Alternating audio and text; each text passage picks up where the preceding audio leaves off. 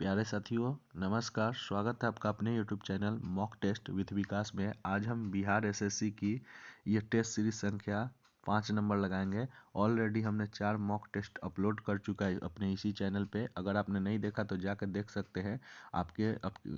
Bihar SSC के next जो exam होने वाली है उसमें रामबाण की तरह ये सिद्ध होंगे सभी मॉक टेस्ट। तो चलिए स्टार्ट करते हैं आज का 5वां टेस्ट।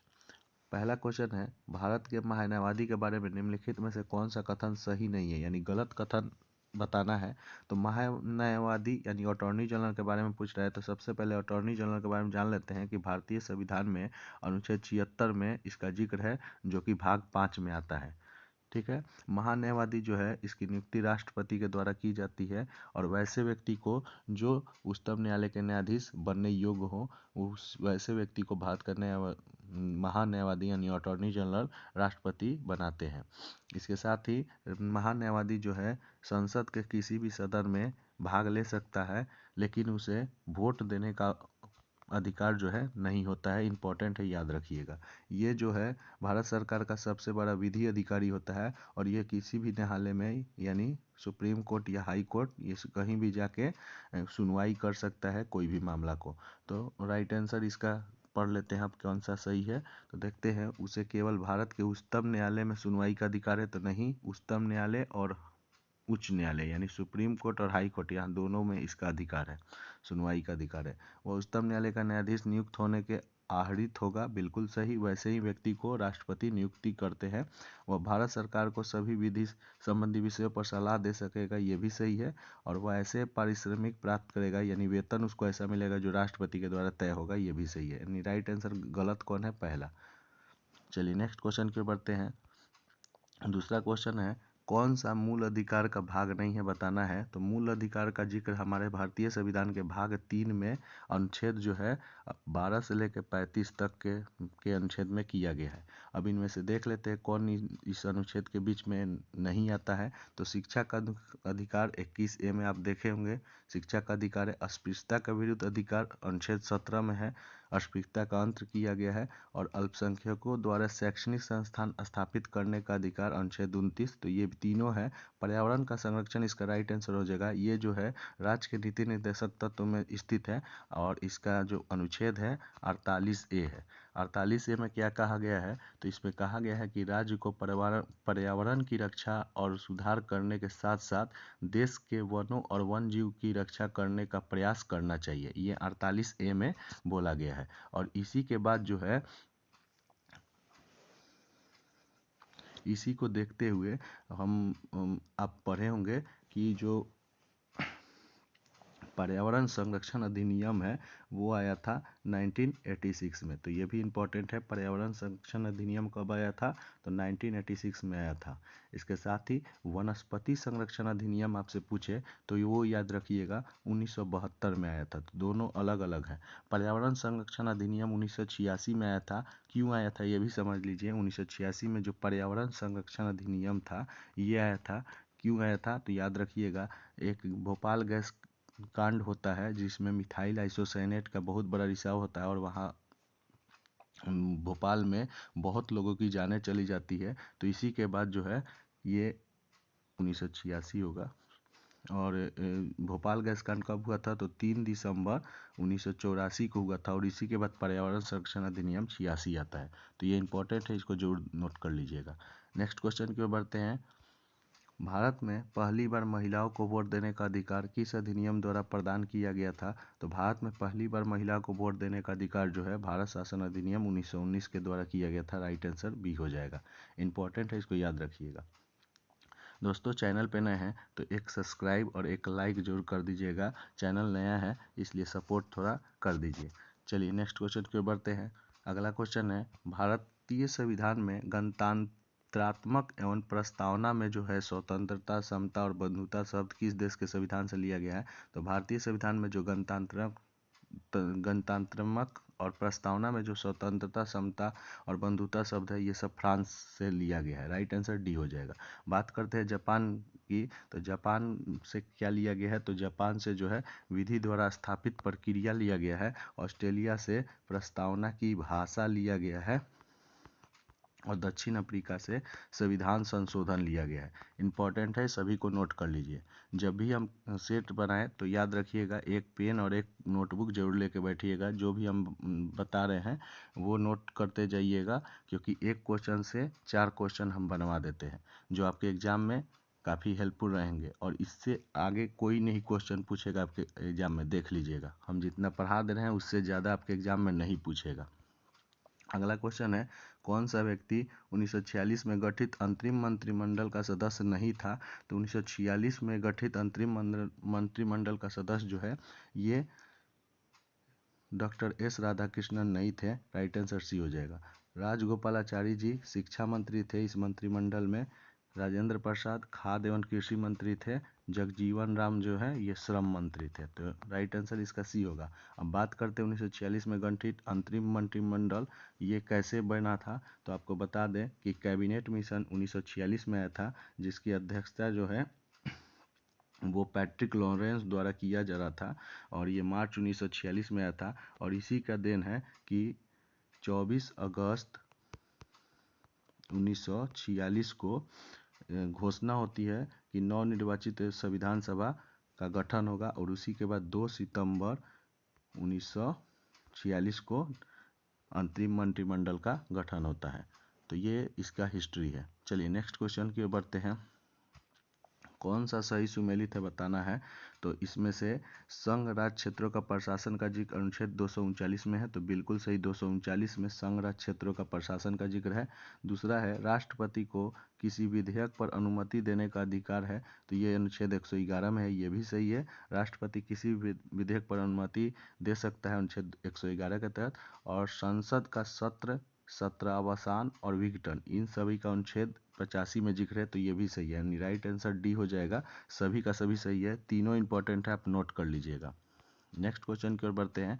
कर संविधान की अनुसूची छठा किस राज्य में लागू नहीं होता है? इनमें दिया है राज्य और बात पूछ रहा है कि किस में नहीं होता है। तो देखिए, संविधान में टोटल 12 अनुसूचियां हैं, जिसमें छठी जो अनुसूची है ये 4 राज्यों के प्रशासन के बारे में जिक्र करता है, जिसमें पहला राज्य है असम, दूसरा है मेघालय, तीसरा है त्रिपुरा और चौथा है मिजोरम। ये चारों राज्य के जनजातीय क्षेत्र के प्रशासन के बारे में जिक्र है छठी अनुसूची में। इसमें सिक्किम और मणिपुर नहीं होगा, यानी 3-4 राइट आंसर हो जाएगा। ये चारों नाम याद रखिएगा, असम, मेघालय, त्रिपुरा, मिजोरम, ये चारों राज्य में छठी अनुसूची के द्वारा अनुसूचित क्षेत्र के प्रशासन का जिक्र है। नेक्स्ट क्वेश्चन की ओर बढ़ते हैं। अगला क्वेश्चन है, कौन सा एक भारत के संविधान का संघीय लक्षण है? तो भारतीय संविधान का संघीय लक्षण हमें लिखित संविधान, कठोर संविधान और न्यायपालिका की सर्वोच्चता, केंद्र राज्य के मध्य शक्तियों का वितरण, साथ में द्विसदनीय विधायिका, ये सभी जो है संघीय लक्षण है। तो राइट आंसर डी हो जाएगा, सभी सही हैं। अगला क्वेश्चन की ओर बढ़ते हैं। निम्न में से किस राज्य के विधानसभा के सीटों की संख्या सर्वाधिक है? तो देख लेते हैं। उत्तराखंड में टोटल विधानसभा 70 सीट है, हिमाचल प्रदेश में 68 सीट है, अरुणाचल प्रदेश में 60 सीट है और मिजोरम में 40 सीट है। तो सबसे ज़्यादा उत्तराखंड हो जाएगा। उत्तराखंड जो है यूपी से अलग होकर बना था उत्तराखंड। ठीक है, बात करते हैं सबसे ज़्यादा आपको विधानसभा की सीट अगर पूछे कि किस राज्य में है, तो याद रखिएगा यूपी में है। यूपी में 403 विधानसभा की सीट है, बिहार में 243 है। तो ये सभी इंपॉर्टेंट है, नोट कर लीजिए। अगले क्वेश्चन की ओर बढ़ते हैं। राज्यों में मुख्यमंत्री सहित मंत्रिपरिषद में मंत्रियों का न्यूनतम संख्या क्या हो सकता है? तो राज्यों में मुख्यमंत्री सहित मंत्रिपरिषद में मंत्रियों की न्यूनतम संख्या जो है ये 12 हो सकती है, 12 से कम नहीं हो सकती है, और अधिक से अधिक 15% से ज़्यादा नहीं हो सकती है। तो ये दोनों याद रखिएगा। नेक्स्ट क्वेश्चन की ओर बढ़ते हैं। कह रहा है संयुक्त राष्ट्र की आधिकारिक भाषाओं की संख्या कितनी है? तो संयुक्त राष्ट्र की आधिकारिक भाषा की संख्या जो है 6 है। कौन कौन 6 है? तो पहला है फ्रांसीसी, फ्रेंच, दूसरा है स्पेनिश, तीसरा है इंग्लिश, चौथा है रसियन यानी रूसी, पांचवा है चीनी यानी चाइनीज, और छठा जो है वो अरबिक है। ठीक है, तो ये 6 भाषा संयुक्त राष्ट्र संघ की आधिकारिक भाषा है। इंपॉर्टेंट है, इसको नोट कर लीजिएगा। बात करते हैं यूएनओ की, तो यूएनओ की स्थापना 24 अक्टूबर 1945 को हुआ था। चलिए नेक्स्ट क्वेश्चन की ओर बढ़ते हैं। कह रहा है तुल्लाल या थुलाल लिखा हुआ कहीं कहीं मिल जाएगा, किस राज्य की एक एकल नृत्य शैली है? तो थुलाल जो है ये आपको केरल में देखने को मिलती है। राइट आंसर ए हो जाएगा। अगले क्वेश्चन की ओर बढ़ते हैं। कह रहा है मेगुती के जैन मंदिर वर्तमान में किस राज्य में स्थित है? तो मेगुती के जैन मंदिर जो कि पुलकेशिन द्वितीय द्वारा बनाया गया था, ये वर्तमान में कर्नाटक राज्य में स्थित है। कर्नाटक के आपके बीजापुर जिला में आपको देखने को मिलेगा मेगुती मंदिर, जो एक जैन साधु का मंदिर था और इसको पुलकेशिन द्वितीय ने बनाया था। अगले क्वेश्चन की ओर बढ़ते हैं। कह रहा है प्रथम ओलंपिक खेलों का आयोजन किस देश में किया गया? तो प्रथम ओलंपिक खेलों का आयोजन आपको ग्रीस की राजधानी एथेंस में किया गया। इंपॉर्टेंट है, 1896 में इसका आयोजन होता है ग्रीस की राजधानी एथेंस में। तो राइट आंसर इसका डी हो जाएगा। अभी हाल फिलहाल 2024 में पेरिस ओलंपिक हुआ है, तो याद रखिएगा ओलंपिक खेल फ्रांस की राजधानी पेरिस में संपन्न हुआ है। और इसका मैस्कोट याद रखिएगा, फ्रीज इसका मैस्कोट था 2024 वाला, तो ये भी पूछ सकता है। अगला देखते हैं। अगला क्वेश्चन है बुक से related. The struggle for India's soul के लेखक पूछा है, तो इसके लेखक शशि थरूर है। The struggle for India soul. तो सभी से रिलेटेड हमने क्वेश्चन हर एक सेट में लिया है, सभी चीज़ से, बुक से, आपके हिस्ट्री से, पॉलिटी से, ज्योग्राफी से, फिजिक्स, केमिस्ट्री, बायो, सभी से रिलेटेड क्वेश्चन हमारे इस सेट में है। तो चैनल पे ज़रूर सब्सक्राइब कर लीजिएगा ताकि आप किसी भी चीज़ को छोड़े नहीं। इसके साथ ही याद रखिएगा कि साइंस का स्पेशल टेस्ट सीरीज हमने 50 क्वेश्चन का कल से ही स्टार्ट कर दिया है। अगर आपने नहीं देखा तो जाके देख सकते हैं। चलिए नेक्स्ट क्वेश्चन की ओर बढ़ते हैं। Late me say it now पुस्तक के लेखक, तो late me say it now ये पुस्तक राकेश मारिया का है। राइट आंसर बी हो जाएगा। बिल गेट्स 2023 में एक पुस्तक लिखे थे और वो पुस्तक बहुत फेमस हुआ था। पुस्तक का नाम था how to prevent the next pandemic. Corona के बाद ये लिखा हुआ बुक था बिल गेट्स के द्वारा, how to prevent the next pandemic. ये इम्पॉर्टेंट बुक है। बीमन जलान का भी एक इम्पॉर्टेंट बुक है, द इंडियाज स्टोरी। तो ये दोनों याद रखिएगा, the India story, Biman Jalal, how to prevent the next pandemic, Bill Gates, और let me say it now ये राकेश मारिया का बुक है। इंपॉर्टेंट है, नोट कर लीजिए। अगला कर है प्रथम आंग्ल बर्मा युद्ध की शुरुआत के समय गवर्नर जनरल कौन था? तो प्रथम आंग्ल बर्मा युद्ध जो 1824 से 26 के बीच हुआ था, इस समय लॉर्ड एमहर्स्ट थे। राइट आंसर भी हो जाएगा। और इसी आंग्ल बर्मा युद्ध जो है 1826 में समाप्त होता है। और कौन सी संधि होती है? तो याद रखिएगा यांडबू की संधि होती है। इम्पोर्टेंट है, इसको एकदम नोट कर लीजिएगा। कौन सी संधि होती है? तो यांडबू की संधि होती है जिससे ये समाप्त होती है। चलिए नेक्स्ट क्वेश्चन की ओर बढ़ते हैं। कह रहा है कि भारतीय ट्रेड यूनियन कांग्रेस के पहले अध्यक्ष कौन थे? तो भारतीय ट्रेड यूनियन के पहले अध्यक्ष लाला लाजपत राय थे। भारतीय ट्रेड यूनियन कांग्रेस जो है, इसकी स्थापना बॉम्बे में यानी महाराष्ट्र में होती है। उस समय का तत्कालिक बॉम्बे में हुआ था। और इसकी स्थापना करने का जो मेन श्रेय था ये M.N. जोशी जी को था, जिसमें पहले अध्यक्ष के रूप में लाला लाजपत राय बनते हैं। और इसके उपाध्यक्ष पूछ ले ज़्यादा डीप करेगा तो उपाध्यक्ष याद रखिएगा जोसेफ वेपिस्टा, ये इसके उपाध्यक्ष थे। तो ये सभी इंपॉर्टेंट है, याद रखिएगा। M.N. जोशी संस्थापक थे, महाराष्ट्र में स्थापना हुआ। पहले अध्यक्ष बने लाला लाजपत राय, उपाध्यक्ष बने जोसेफ वेपिस्टा जी। अगले क्वेश्चन की ओर बढ़ते हैं।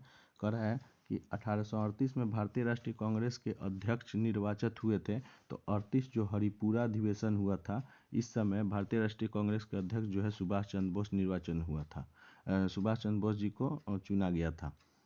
और इसके बाद ही जस्ट 1939 में त्रिपुरा में अधिवेशन हुआ जिसमें भी सुभाष चंद्र बोस जीत गए थे, लेकिन पट्टभी सीतारामैया जो कि महात्मा गांधी के उम्मीदवार थे, उनके हार जाने से महात्मा गांधी दुखित हो गए थे, जिसके चलते सुभाष चंद्र बोस ने त्यागपत्र दे दिया और फॉरवर्ड ब्लॉक की स्थापना जाके कर लेते हैं ये। और इधर जो है 39 का जो अधिवेशन हुआ था उसकी अध्यक्षता जो है वो करते हैं राजेंद्र प्रसाद। तो ये क्वेश्चन पूछ सकता है कि 39 का जो विशेष अधिवेशन हुआ था उसमें किसने अध्यक्षता किया, तो राजेंद्र प्रसाद जी ने अध्यक्षता किया, क्योंकि सुभाष चंद्र बोस जो है त्यागपत्र दे दिए थे।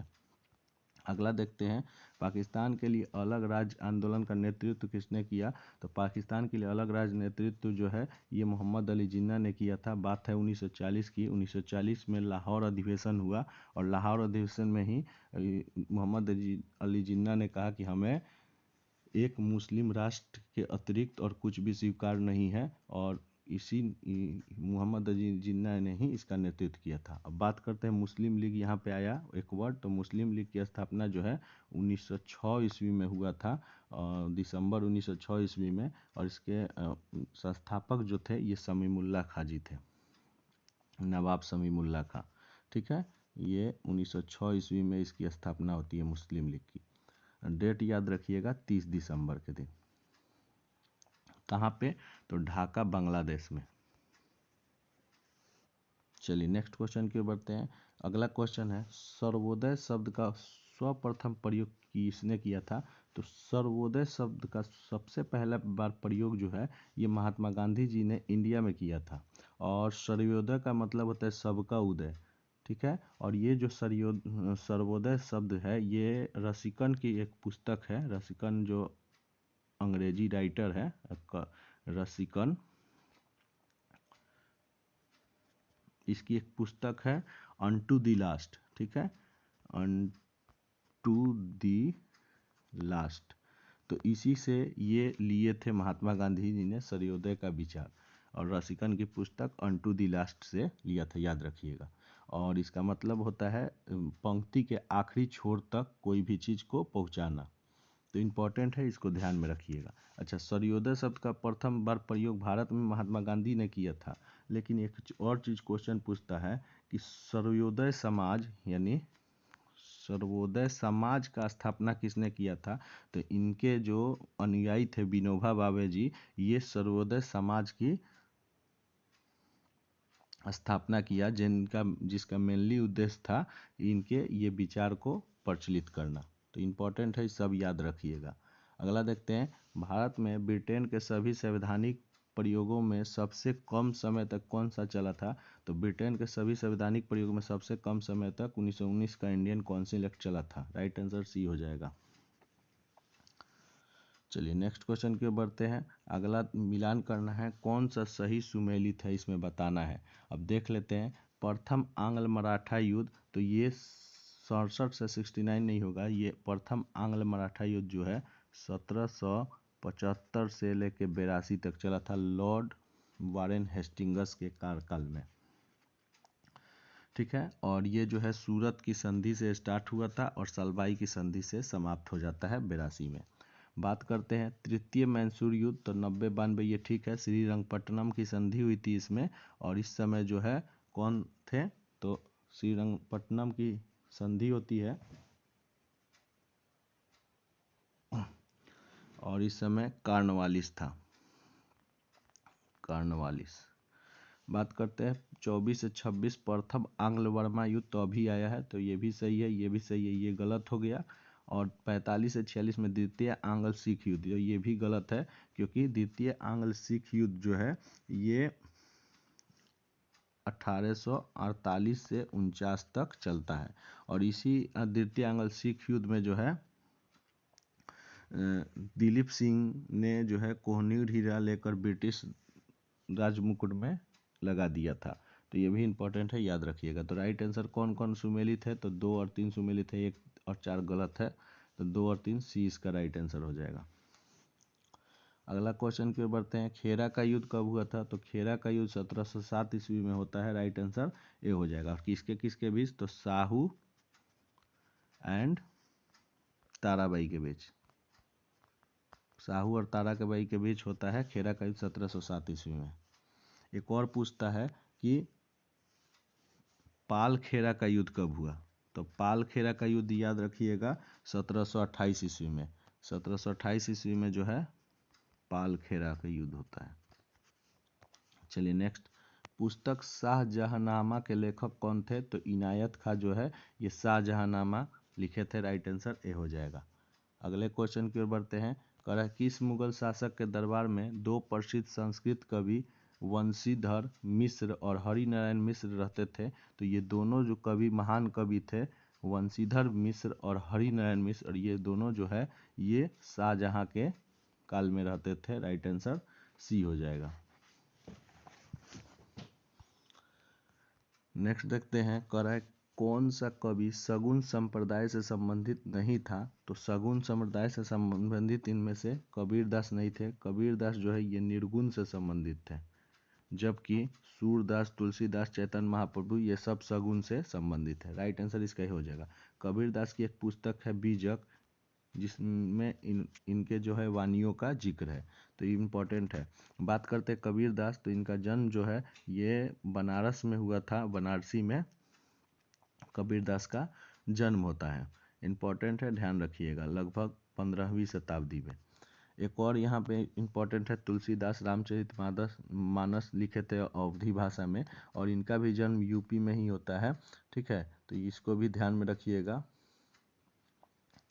यूपी के चित्रकूट में इनका जन्म होता है, और ये भी 16वीं शताब्दी यानी 1511 के लगभग में इनका जन्म होता है यूपी के चित्रकूट में। चलिए नेक्स्ट क्वेश्चन की ओर बढ़ते हैं। कह रहा है देवल अंतर्राष्ट्रीय बंदरगाह के रूप में प्रसिद्ध था? तो देवल जो है सल्तनत काल में अंतर्राष्ट्रीय बंदरगाह के रूप में प्रसिद्ध था। राइट आंसर ए हो जाएगा। नेक्स्ट, और ये देवल कहाँ था? याद रखिएगा, अभी के पाकिस्तान में स्थित है, कराची, जिसको अब कराची कहते हैं। यह वहीं पे देवल था। अगला, मोहम्मद बिन तुगलक को प्रिंस ऑफ मनियर्स की संज्ञा दी थी किसने? बहुत इंपॉर्टेंट क्वेश्चन है। तो चूंकि मोहम्मद बिन तुगलक बहुत सांकेतिक मुद्राओं का प्रयोग किया, तो इसीलिए एडवर्ड थॉमस ने जो है इसको प्रिंस ऑफ मनियर्स कहा। तो राइट आंसर इसका सी हो जाएगा। कई बार मौद्रिक प्रयोग किया मोहम्मद बिन तुगलक ने, इसीलिए इसको एडवर्ड थॉमस ने प्रिंस ऑफ मनियर्स कहा।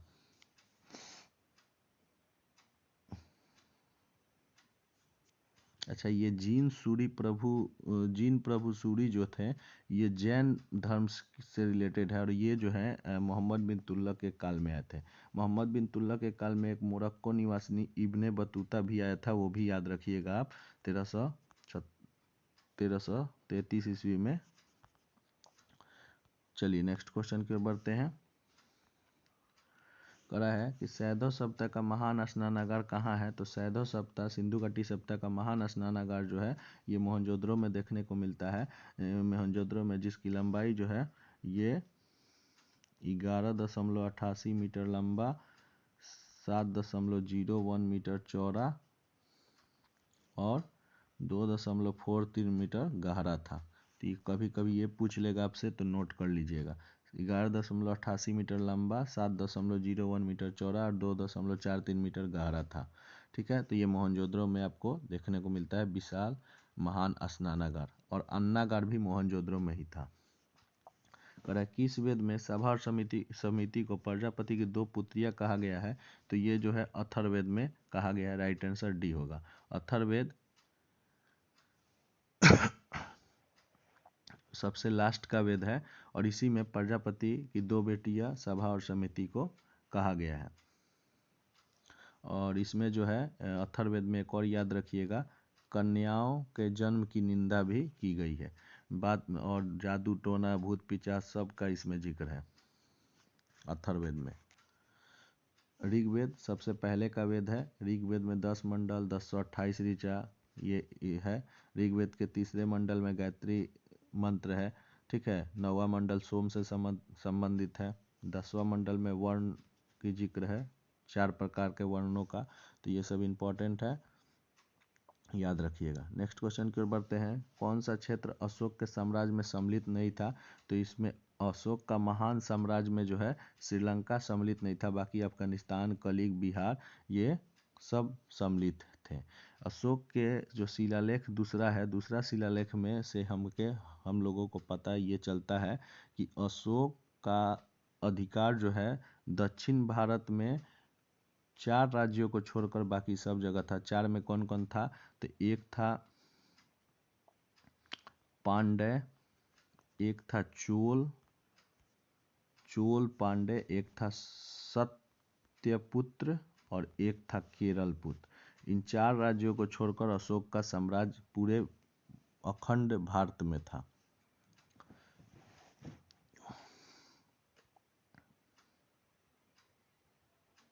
नेक्स्ट क्वेश्चन की ओर बढ़ते हैं। अगला क्वेश्चन है कि निम्नलिखित में से कौन सा ग्रह सबसे कम समय में सूर्य का चक्कर लगाता है? तो इन सभी में जो है बुध सबसे कम समय में मात्र 88 दिन में सूर्य का चक्कर लगा लेता है। राइट आंसर सी हो जाएगा। बुध जो है सबसे निकट भी है सूर्य का। अगला क्वेश्चन देखते हैं। कह रहा है विश्व के 2 सबसे छोटे महाद्वीप कौन है? तो विश्व का 7 महाद्वीप है टोटल, जिसमें सबसे बड़ा है एशिया, उसके बाद है अफ्रीका, एशिया सबसे बड़ा है, उसके बाद अफ्रीका है, उसके बाद उत्तरी अमेरिका है, उसके बाद दक्षिणी अमेरिका है। नोट कर लीजिए, एशिया, अफ्रीका, उत्तरी अमेरिका, दक्षिणी अमेरिका। 5वें नंबर पर अंटार्कटिका आता है, 6ठे नंबर पर आता है यूरोप और 7वें नंबर पर आता है ऑस्ट्रेलिया। यानी सबसे छोटा दोनों पूछ रहा है तो ऑस्ट्रेलिया और यूरोप हो जाएगा, यानी ऑस्ट्रेलिया और यूरोप। राइट आंसर ए हो जाएगा। सबसे बड़ा पूछता तो एशिया होता। तो सातों का क्रम आप जरूर याद रखिएगा। नेक्स्ट देखते हैं। कह रहा है प्रायद्वीपीय भारत की सबसे ऊंची चोटी कौन है? तो प्रायद्वीपीय भारत की सबसे ऊंची चोटी जो है ये अनाई मुंडी है। इसकी ऊंचाई जो है अनाई मुंडी की 2695 मीटर है। नोट कर लीजिए। और दूसरी सबसे ऊंची चोटी कौन है? तो दोदा बेटा है। अगर प्रायद्वीपीय भारत की सेकेंड लार्जेस्ट कहता तो दोदा बेटा हो जाता। इसकी जो ऊंचाई है ये 2637 मीटर है। तो ये दोनों याद रखिएगा। और एक यहीं से क्वेश्चन पूछ सकता है, दोदा बेटा चूंकि नीलगिरी पर्वत पर स्थित है, तो अगर नीलगिरी पूछे कि नीलगिरी पर्वत की सबसे ऊंची चोटी कौन है, तब आप दोदा बेटा मारिएगा। तो इसमें कंफ्यूजन नहीं होना है। यहाँ पे प्रायद्वीपीय भारत का पूछा है तो अनाई मुंडी होगा, नीलगिरी का पूछता है तो दोदा बेटा होता, और प्रायद्वीपीय भारत का सेकंड लार्जेस्ट पूछता तब भी दोदा बेटा होता। नेक्स्ट देखते हैं, नेलोंग घाटी किस राज्य में है? तो नेलोंग घाटी जो है आपको कहाँ देखने को मिलेगा? उत्तराखंड में। राइट आंसर बी हो जाएगा। नेलोंग घाटी उत्तराखंड के उत्तरकाशी जिला में आपको पड़ता है। राइट आंसर बी होगा। नेक्स्ट देखते हैं। कह रहा है कि नीली क्रांति की शुरुआत किस पंचवर्षीय योजना के दौरान की गई थी? तो नीली क्रांति मत्स्य उत्पादन से संबंधित है। इसकी शुरुआत जो है 7वीं पंचवर्षीय योजना के दौरान की गई थी। 1985 से 90 के दौरान। इसमें से कोई नहीं होगा। राइट आंसर इसका मार लीजिएगा 7वीं पंचवर्षीय योजना के दौरान। और इसके जनक पूछे नीली क्रांति के तो वो भी याद रखिएगा, अरुण कृष्णन जी इसके जनक थे। इसके साथ ही एम.एस. स्वामीनाथन जी, जिनका हाल फिलहाल में निधन हो गया और इनको भारत रत्न भी मिला है इस बार 2024 में भारत रत्न भी मिला है। ये एम.एस. स्वामीनाथन जी हरित क्रांति के जनक हैं। वर्जिन कुरियन जी श्वेत क्रांति के जनक है। तो ये सब याद रखना चाहिए, आपके एग्जाम में आ सकता है। अगला देखते हैं, पौधे को सबसे अधिक पानी किस मिट्टी से प्राप्त होता है? तो पौधे को सबसे अधिक पानी जो है वो आपको लोम मिट्टी, जिसको एक और नाम से जानते हैं, और वो है दोमट मिट्टी, इसी का दूसरा नाम है। तो राइट आंसर सी हो जाएगा। इसी मिट्टी में पौधे को सबसे अधिक पानी प्राप्त होता है। डार्लिंग श्रृंखला ऑस्ट्रेलिया में किस तट पर स्थित है? तो डार्लिंग जो है एक नदी भी है, मर्रे डार्लिंग नदी, जो ऑस्ट्रेलिया में स्थित है। और ऑस्ट्रेलिया में यह है दक्षिण पश्चिम तट में स्थित है। राइट आंसर ए हो जाएगा। जो ये ऑस्ट्रेलिया है इसके दक्षिण पश्चिम यानी इधर जो है ये मर्रे डार्लिंग श्रृंखला स्थित है। और ये जो है मर्ले डार्लिंग नदी भी ऑस्ट्रेलिया में, इसको भी आप दिमाग में याद रखिएगा।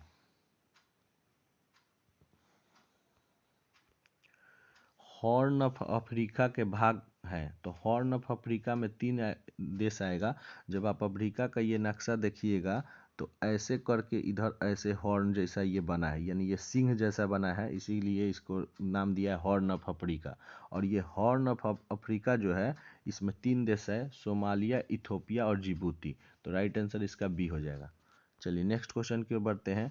अगला क्वेश्चन है कि वह कौन सा उपकरण है जो ऊर्जा के एक रूप को दूसरे रूप में परिवर्तित कर देता है, आमतौर पर एक सिग्नल को दूसरे सिग्नल में बदल देता है। तो कौन सा उपकरण है, उपकरण का नाम पूछा है, तो ट्रांसड्यूसर है, राइट आंसर बी हो जाएगा। ट्रांसड्यूसर जो है ऊर्जा के एक रूप को दूसरे रूप में परिवर्तित कर देता है। नेक्स्ट क्वेश्चन की ओर बढ़ते हैं। कह रहा है निम्नलिखित में से कौन थर्मोन्यूक्लियर फ्यूजन प्रक्रिया का उदाहरण है। तो थर्मोन्यूक्लियर फ्यूजन प्रक्रिया जो है एक अत्यधिक उच्च तापमान पर होने वाली परमाणु प्रतिक्रिया है, और ये जो है आपको हाइड्रोजन बम में देखने को मिलती है। राइट आंसर ए हो जाएगा। नेक्स्ट क्वेश्चन की ओर बढ़ते हैं। कह रहा है कि विद्युत मोटर से संबंध में निम्नलिखित से कौन सा कथन गलत है। पढ़ते हैं। विद्युत मोटर में विद्युत ऊर्जा को यांत्रिक ऊर्जा में परिवर्तित होता है, ये बिल्कुल सही है। विद्युत मोटर क्या करता है, विद्युत ऊर्जा को यांत्रिक ऊर्जा में परिवर्तन करता है। दृष्ट धारा और सार्वत्रिक विद्युत मोटर से दृष्ट धारा और सार्वत्रिक विद्युत मोटर, ये विद्युत मोटर के प्रकार हैं, ये भी बिल्कुल सही है। दृष्ट धारा और सार्वत्रिक विद्युत मोटर जो है दोनों विद्युत मोटर के प्रकार हैं। तीसरा है विद्युत मोटर केवल दृष्ट धारा द्वारा संचालित होती है, यही गलत है और यही इसका राइट आंसर हो जाएगा। सी इसका राइट आंसर हो जाएगा, क्योंकि विद्युत मोटर जो है दृष्ट धारा एंड प्रतिवर्ती धारा, दृष्ट धारा और प्रत्यावर्ती धारा, ये दोनों में है संचालित होता है। तो राइट आंसर सी हो जाएगा। डी पढ़ लेते हैं। विद्युत मोटर बल उत्पन्न करने के लिए विद्युत मोटर के चुंबकीय क्षेत्र और घुमावदार धाराओं के बीच जो है अंत क्रिया के माध्यम से काम करता है, तो ये बिल्कुल सही है, यानी राइट आंसर इसका सी हो जाएगा। अगला देखते हैं। ओम्स का नियम dot dot dot dot dot dot dot के बीच संबंध वर्णन करता है। तो ओम्स लॉ में आप क्या पढ़ते हैं, ओम्स लॉ में आप पढ़ते हैं I directly proportional to V, V is equal to I R पढ़े भी होंगे ओम्स लॉ में, जहाँ पे वी वोल्टता को दर्शाता है और आई धारा को, आर रेसिस्टेंस को। तो देख लेते हैं, विद्युत धारा को विभवांतर से संबंध दर्शाता है, राइट आंसर इसका सी हो जाएगा। धारा को वोल्टता से विभवांतर से संबंध दर्शाता है ये ओम्स लॉ। कह रहा है न्यूटन का गति का तीसरा नियम के लिए कौन सही है। तो न्यूटन के गति के तीसरे नियम जो है बल अलग अलग निकायों पर विपरीत दिशाओं में लागू होता है, ये राइट आंसर हो जाएगा इसका। न्यूटन का तीसरा नियम क्या करता है, प्रत्येक क्रिया के बराबर तथा विपरीत दिशा में प्रतिक्रिया होती है। यानी मान लीजिए अगर दो ये चीज़ है, एक दूसरे पर अगर ये इसको वार कर रहा है तो उतना ही जो है समान वेग से वो भी वार करेगा दूसरे चीज़ पे। तो इसीलिए बल अलग अलग निकायों पर विपरीत दिशा में लागू होता है, ये इसका राइट आंसर हो जाएगा। अलग अलग निकायों पर विपरीत दिशा में लागू हो रहा है। नेक्स्ट देखते हैं। कह रहा है किस प्रकार की किरणें पृथ्वी के वायुमंडल में प्रवेश नहीं कर पाती। तो पृथ्वी के वायुमंडल में जो है एक्स किरणें प्रवेश नहीं कर पाती, ये एक विद्युत विकिरण है, विद्युत चुंबकीय विकिरण है। और इसका जो तरंगदैर्घ्य होता है, वेवलेंथ होता है, जो 10 का पावर 10 से लेके 10 का पावर -8, यानी 10 का पावर -10 से 10 का पावर -8 मीटर तक होता है इसका वेवलेंथ। एक्सरे, जैसा कि आप सभी जानते हैं, चिकित्सा में इसका उपयोग किया जाता है। यही जो है पृथ्वी के वायुमंडल में प्रवेश नहीं कर पाता, राइट आंसर बी हो जाएगा। नेक्स्ट क्वेश्चन देखते हैं। तरंग की विशेषता नहीं है बताना इनमें से कौन। तो तरंग की विशेषता जो है माध्यम नहीं है, जबकि आवृत्ति, आयाम और तरंगदैर्घ्य ये सब तरंग की विशेषता है, माध्यम इसकी विशेषता नहीं है। नेक्स्ट क्वेश्चन की ओर बढ़ते हैं। इनमें से कौन रासायनिक परिवर्तन का एक उदाहरण है। तो रासायनिक परिवर्तन का उदाहरण जो है निष्क्रियकरण, इसका राइट आंसर हो जाएगा। यही एक रासायनिक परिवर्तन का उदाहरण है। रासायनिक परिवर्तन वैसे परिवर्तन को कहते हैं जो एक या एक ऐसा परिवर्तन जो एक या एक से अधिक नया पदार्थ बना देता है उसे रासायनिक परिवर्तन कहते हैं, और अपने पूर्व की स्थिति में वो नहीं आता है, यानी उसके केमिकल में चेंज कर देता है। जनरली ये याद रखिएगा। और आसवन क्या होता है? तो आसवन जो है ये तरल से वाष्प में परिवर्तन की एक विधि है। तरल से वाष्प में परिवर्तन होता है और फिर वाष्प से तरल में आ जाता है, उसी को आसवन कहते हैं। ठीक है, तो ये इंपॉर्टेंट है। इसका राइट आंसर ए हो जाएगा। निष्क्रियकरण रासायनिक परिवर्तन का उदाहरण है। अगला देखते हैं, निम्नलिखित में से किसने यह प्रस्तावित किया था कि प्रत्येक तत्व में एक विशेष परमाणु द्रव्यमान होता है? तो ये जो है डाल्टन ने ये सबसे पहले प्रस्तावित किया था कि प्रत्येक तत्व में एक विशेष परमाणु द्रव्यमान होते हैं। नेक्स्ट क्वेश्चन की ओर बढ़ते हैं। अगला देखते हैं, करा है क्लाउडिया शिनबॉम निम्नलिखित में से किस देश की पहली महिला राष्ट्रपति बनी? तो क्लाउडिया शिनबॉम जो है इंपॉर्टेंट है, VBI मार लीजिए, मैक्सिको की राष्ट्रपति बनी थी। थोड़ा ये मिसप्रिंट हो गया है, धुंधला हो गया है। चलिए देख लेते हैं, इतना तो दिखाई दे ही रहा है। क्लाउडिया शिनबॉम नाम है, मैक्सिको की राष्ट्रपति बनी है। करंट से क्वेश्चन है ये भी करंट से है। हाल ही में हरिकेन मिल्टन जो है निम्नलिखित में से किस देश को प्रभावित किया? तो हरिकेन मिल्टन जो है हाल ही में आया था और ये फ्लोरिडा को प्रभावित किया, अमेरिका के फ्लोरिडा को। राइट आंसर ए हो जाएगा। नेक्स्ट क्वेश्चन की ओर देखते हैं। कथनों पर विचार करना है बात। और पहला कथन है, भारत की जैव अर्थव्यवस्था वर्ष 2024 में 130 बिलियन डॉलर से अधिक हो गई। ये बिल्कुल सही है। भारत की जैव अर्थव्यवस्था है 2024 में 130 बिलियन डॉलर से अधिक हो गई, और वर्ष 2030 तक 300 बिलियन डॉलर पहुंचने का अनुमान भी लगाया गया है। ये भी सही है। यानी राइट आंसर कौन सा कथन असत्य है? तो इनमें कोई असत्य नहीं है, ना ही 1 ना ही 2 हो जाएगा। ये इंपॉर्टेंट है, वन लाइनर में याद रखिएगा। 2024 में 130 बिलियन डॉलर से अधिक हो गई है जैव अर्थव्यवस्था, और 2030 तक 300 बिलियन डॉलर तक पहुंचाने का लक्ष्य रखा गया है। नेक्स्ट देखते हैं, निम्नलिखित में से कहाँ देश के पहले अत्याधुनिक जेन नेक्स्ट लैब का नीति आयोग के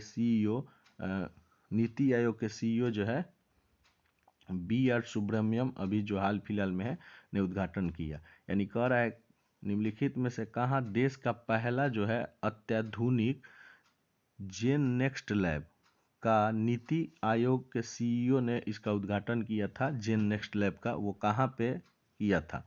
तो ये बिहार के गया जिले में किया था। राइट आंसर बी हो जाएगा। नेक्स्ट क्वेश्चन की ओर बढ़ते हैं। अब 38वां राष्ट्रीय खेल, ये भी करंट से इंपॉर्टेंट क्वेश्चन है, VBI मार लीजिए। 38वां राष्ट्रीय खेल से संबंधित निम्नलिखित कौन कथनों में कौन गलत कथन चुनना है? पढ़ लेते हैं। इसका आयोजन 28 जनवरी से 14 फरवरी 25 में किया जाएगा, ये सही है। 38वां राष्ट्रीय खेल की मेजबानी उत्तराखंड करेगा। VBI मार के याद कर लीजिए, उत्तराखंड इस बार मेजबानी करेगा 2025 में। तो बी और ए दोनों सही है। उत्तराखंड में होने वाले 38वें राष्ट्रीय खेल विंटर गेम्स को भी शामिल किया गया है, ये भी सही। यानी सब सही है, उपयुक्त में से सभी सही है। इसका राइट आंसर, कोई भी कथन गलत नहीं है।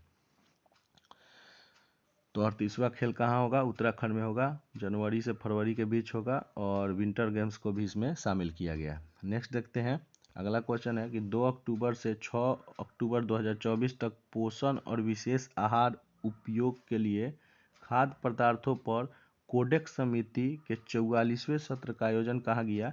तो कोडेक्स समिति का जो 44वां सत्र हुआ था, इसका आयोजन जो है जर्मनी में किया गया था, जो कि पोषण और विशेष आहार से संबंधित था। राइट आंसर सी हो जाएगा। अगला देखते हैं। नेक्स्ट क्वेश्चन है कि केंद्र सरकार ने कैमूर जिला में बिहार के दूसरे बाघ अभ्यारण्य के लिए सैद्धांतिक मंजूरी दी है, क्या ये सही है? तो ये बिल्कुल सही है। केंद्र सरकार ने कैमूर जिला में बिहार के दूसरे बाघ अभ्यारण्य के लिए सैद्धांतिक मंजूरी दी है। पहला बाघ अभ्यारण्य कहाँ है? तो वाल्मीकि नगर टाइगर रिजर्व जो है पश्चिम वेस्ट चंपारण, यहाँ पे है। दूसरा जो है कैमूर जिले में बनाने के लिए मंजूरी दे दी है। और दूसरा पढ़ रहे हैं, पहला सही है, दूसरा राष्ट्रीय बाघ संरक्षण अधिनियम NTCA ने अपनी 12वीं बैठक के दौरान कैमूर वन्यजीव अभयारण्य को बाघ रिजर्व के रूप में नामित करने के लिए सैद्धांतिक मंजूरी दी। ये भी सही है। ये जो मंजूरी मिला वो अपना 12वीं बैठक में मिला। राष्ट्रीय बाघ संरक्षण प्राधिकरण ने अपनी 12वीं बैठक में इसको मंजूरी दी है। तो ये दोनों सही है, उपयुक्त डी हो जाएगा, दोनों सही है, सही पूछा है यहाँ पे। अगला देखते हैं, कह रहा है कि संयुक्त राष्ट्र महासभा ने 25-26 के कार्यकाल के लिए 47 सदस्यीय मानवाधिकार परिषद में 18 नए सदस्यों का चुनाव किया। कौन देश शामिल है इसमें बताना है। यानी 25-27 के कार्यकाल के लिए 47 सदस्य बनाया है, तो इन सदस्यों में कौन शामिल है ये बताना है। क्या बोलिविया शामिल है, कोलंबिया शामिल है, साइप्रस है, थाईलैंड है। तो बोलिविया भी है, कोलंबिया भी है, साइप्रस भी है, थाईलैंड भी है, ये सभी शामिल है। राइट आंसर डी हो जाएगा। नेक्स्ट क्वेश्चन देखते हैं, और इस टेस्ट सीरीज का लास्ट क्वेश्चन है, हाल ही में किस देश ने इजराइल के साथ अपना राजनयिक संबंध तोड़ने की घोषणा की है। तो हाल फिलहाल 2024 में निकारागुआ ने जो है इजराइल के साथ अपना राजनयिक संबंध तोड़ने की घोषणा की है। तो राइट आंसर इसका जो है डी हो जाएगा। दोस्तों कैसा लगा ये सेट कमेंट में ज़रूर बताइएगा, और साइंस का टेस्ट सीरीज जाके ज़रूर देखिएगा, और इस चैनल पर नए हैं तो प्लीज़ एक बार सपोर्ट कर दीजिए, शेयर कर दीजिए इस चैनल को। धन्यवाद। कल फिर एक नेक्स्ट सेट लेके हाजिर होते हैं। Thank you.